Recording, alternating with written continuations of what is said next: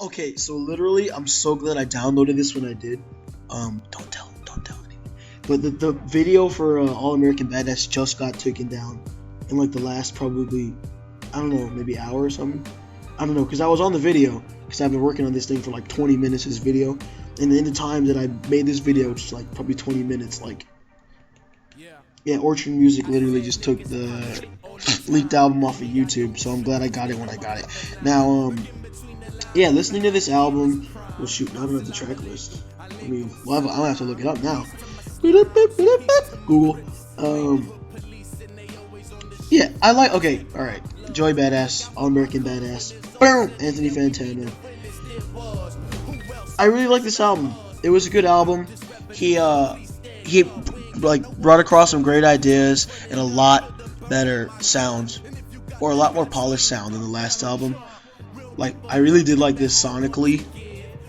I wouldn't say more so than lyrically though, because he was, I mean, he's Joey Badass. He's known for his flow.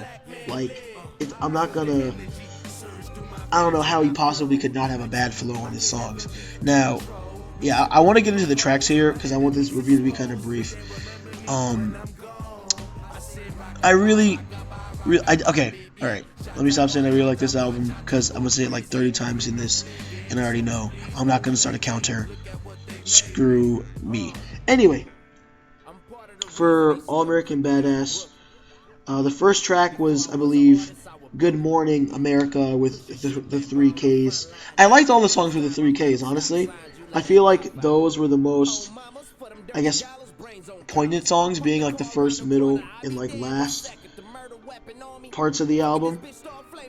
But yeah, this first track, Good Morning America, I really like how he was getting into the groove and getting into this flow with the chill beat, and he was kind of dominating the song instead of the instrumental doing that, because I felt like it got that way for some of the tracks. Now, so Good Morning America, yeah, again, great song.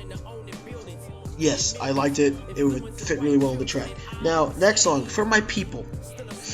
This is like the You Ain't Gotta Lie of this album. It was not needed at all, but not a bad track at all. So it's kind of like an add-on, kind of like extra, honestly, when you look at the whole tracks, because it's basically all the points from Land of the Free, but he's kind of, you know, promoting his people more. You know, this is for my people. Like, I get that he's, you know, presenting this again and again, and some people might argue that it's just him trying to stay consistently to the point. But I feel like he could have got more creative with this point, kind of like, you know, Good Kid, Mad City and Under Pressure, and well, then again, Under Pressure had its flaws too, but. Yeah, it wasn't bad. Pretty decent track. Pretty upbeat, positive, very Joey good-ass. Next song, Temptation. Same thing, pretty much as For My People. It wasn't really needed that much. It wasn't a bad sounding song at all. Like, it kind of overshadowed the first two, even though I kind of like Good Morning America more, since it had more of that Joey-ness to it. Like, I felt like this song, I feel like this song wasn't really as good for Joey if he's going off of what, you know, some of his OG fans would probably want to constrain him to, because it's kind of reiterating the same points again, but sonically it sounds really good. Okay, next track, Land of the Free. I really like this track. I really like the video. I really like how he presented his points, because this was more of a, I wouldn't really say a change, I guess, because he's had a lot of 90s flavor in his stuff before, you know, 1999, Before the Money. But I really liked how he sounded in this, in the sense that he was bringing his people up and saying, he's bringing a lot of enlightening points up. Like, I love the line where he says, we still got the last names of our slave owners. Like, that's really deep when you think about it, because it's like, where is our society gone that we still have the last name of our slave owners? And I feel like this kind of Machiavellian, Malcolm Xian kind of stance he has kind of shows out more when he gets a Rockabye Baby. But yeah, I really like Land of the Free, really good track. Next song, Devastated, probably the worst track for me, in my opinion. Now, a lot of people like Devastated because it had that kind of nice sound, pop appeal to it, but it didn't really. I get that he's trying to like stay up, and when he is up, his people, or he's gonna bring his people up and bring his city and his bring the black community up, thus bring the black community up. But I didn't really like this. It was just too poppy for Joey, honestly. Like lyrically, it was just lacking in comparison to the rest of the songs. It's not too bad of a track. It's not like a designer song on here anyway. My hatred aside, I'm keeping this brief. Excuse me, because the last thing it didn't work. Now, yeah, I didn't really like it. Kind of too poppy. I feel like it also was just kind of throwing up the same points, and I feel like there's a lot of like, I don't know how to say, frustrated black rhetoric, because I'm a black person. Like honestly, I can't relate to a lot of my people because of my middle class stance and the fact that I'm really blessed in life, and I'm grateful for that. But experiencing like brutality and racism like firsthand, I haven't really seen that much besides the news and in music and from what I've heard. I understand that people, have to go through these experiences from where they live, and I respect Joey for wanting to bring his people up because it's 2017. Like, he's putting that into perspective. I also like that the Gorillaz are doing that too with their new track Humans, because a lot of people are getting angry that the Gorillaz are putting on political views, even though they've kind of had them the whole time. Like Demon Is was about war, and Plastic Beach was about the environment, I think. Because super fast jellyfish and stuff, we're talking about eating jellyfish because the jellyfish are gonna. Anyway, I digress. Yeah, this album kind of has that kind of frustrated opinion where he's kind of playing the blame game, and to a degree, I definitely agree with them, but not to the point where it's like every government official wants black people dead or something. And I understand that Joey's not exactly saying that, but the way he's pointing it across, it's like almost like a race war rhetoric type of deal, and it's not good for like people that want equality.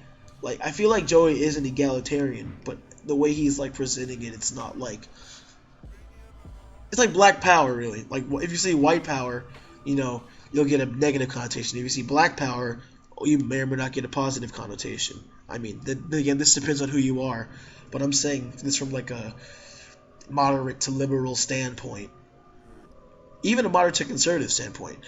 But yeah, again, I digress.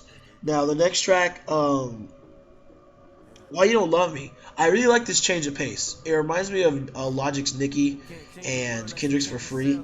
And I feel like if he did a better blend of both of those songs into this, it could have been a better track. Because he was kind of spitting a lot of the same stuff in this. But I really like how, in perspective, he made it like it was a relationship with America. Now, I understand this isn't new, because a lot of artists have done this before. Again, like Kendrick and For Free, where it's like, oh, America, you bad, man. I picked cotton that made you rich, now I ain't free. I'm gonna get my... And then, yeah. Anyway, I did like how he puts kind of the relationship with America into perspective, but I did like how he was almost kind of blaming America for all of his problems, or not all of his problems, but a lot of the black community's problems. It's like, why you not want me to succeed? Why you not want me to do this? And I understand that systematically there's a lot of privilege and discrimination, but I don't think it's to the point where Joey's saying. Then again, I guess I wouldn't be as enlightened, but I'm not saying he's completely wrong, but I think he's wrong in some areas, and I think that's just with everyone. Now, anyway, next track, my favorite track, Rockabye Baby. Oh my goodness, this track was just, this is everything I wanted it to be, because this track really, being released before, it kind of set the tone for this whole album.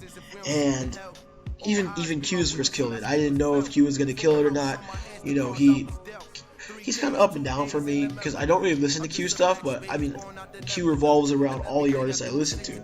So I mean, I listen to Black Hippie, I listen to Kendrick, I listen to Absol, I listen to everyone that he's collabed with. So, and he definitely gets around. So I really loved his feature on this, and a lot of people said the beat was more suited to him. I don't know that, but I do understand how Q kind of has those dark vibes to him. But I honestly did like Joey's verse better on this, and this chorus was probably the coldest on the entire freaking LP. Like, my goodness, like it made me want to make an AMV for it. Like it gave me chills. Like it gives me chills every time I hear it. Like that's how it makes me feel. Like when you can do that, that's like you know your music is worth something. Like it's just really good. Now next track, Ring the Alarm. Oh yeah, also I also like how he took that Machiavellian, Malcolm Xian. I'm gonna keep saying that Machiavellian, Malcolm Xian approach to it. How he's standing up for his people any way shape or form. If he has to take arms up, he will. That's cool. Now, same with Ring the Alarm, the Machiavellian, Malcolm Xian approach with Kirk Knight and Nick Caution. I think they're from Pro Era, and Michi Darko of Flatbush Zombies. And I really like Michi Darko because his voice has that already, but you know what it is. Like I really like his voice. Like out of all the zombies of Flatbush, I like his voice the best, and I really like his feature on here because it was really dark. And I really think it benefited that whole grimy kind of. I'm gonna get my work done. Not my work done, but I'm gonna just put in this work and. Grind with my people and take any, means necessary to protect my people, because that's just how it is. And F Donald Trump, that was on record, maybe, but you understand. Now, I really like the darkness of this track. I love the beat change. I love everyone's flow on this. Just overall great track, or my second favorite track probably. Next is Super Predator with Styles P. This is a more, I guess, chiller instrumentally track, but it was still had that aggressiveness, because I feel like Rockabye, it started like the second half of the album. Excuse me. It was like the more aggressive part of the album, and I respect that from Joey. And I think this was the Static Selecta one, and I love when Joey collabs with Static Selecta. Now, yeah, I guess I don't really know too much about it, because it can be one of those, background music ones unless you really listen to it. I don't think I really listened to it when I was listening to the whole album, but I still like this song regardless. Babylon, I really like Babylon. Chronix' verse on this, the more patois-ness with the New York ex-Caribbean flow on this. I really like that, and I love the "You are idiot." I love that line by Chronix. I like Babylon too. It was kind of taking the same ideals from the rest of the album, but kind of stylistically changing it up, and I like that. Now the next song, Legendary, kind of the same the way I feel about For My People and Temptation. It wasn't really that needed, and it's not because it's a Cole feature. I love J. Cole. I mean, Cole gets a lot of hate for him being, that R&B chill type of rapper thing, but it just suits Cole so well. And I think he could develop his flow better too, along with Joey. But I did like the track about, being legendary. And it was kind of more that, I wouldn't say upbeatness, but it's kind of like a chill, laid back, kind of, I wouldn't say swaggerific, but like a cool type of song. And I, again, respect Joey for his artisticness and all that and stuff, and the cool saxophone instrumental.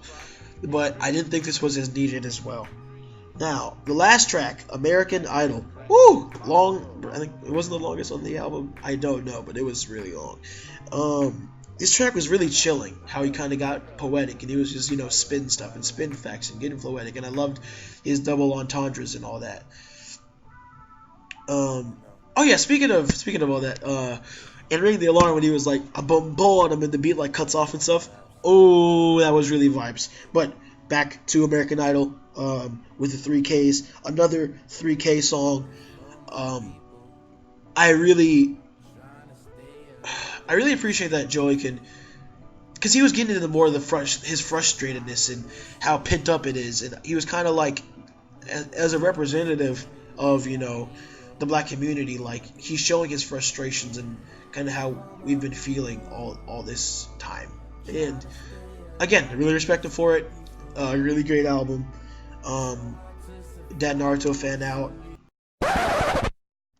So as a brief afterward, I think for the future, or maybe just even for this album, like, what Joey could have done is he could have probably blended more ideas into, or at least a creativity into the topics, as he addressed so much troubles, you know, with police brutality and government's corruption and the prison system and pretty much all the problems black people have pretty much faced thus far, you know, from slavery up to now. I mean, and really, I mean, he has put it in perspective like that, but like, most of the problems we're facing now is what he's addressing, and I think he could have, like, done it in a more creative way, like, especially in the video by Sean C, where he says, you know, he could have been like the mother of, you know, one of the victims of police brutality, or he could have been a police officer who probably shot an unarmed black man, innocent or not, and from their perspective, he could have done something like that, and I definitely agree with Sean on that. Yeah, that's pretty much all I had to say for the afterward. That Naruto fan out again. Peace. Twice.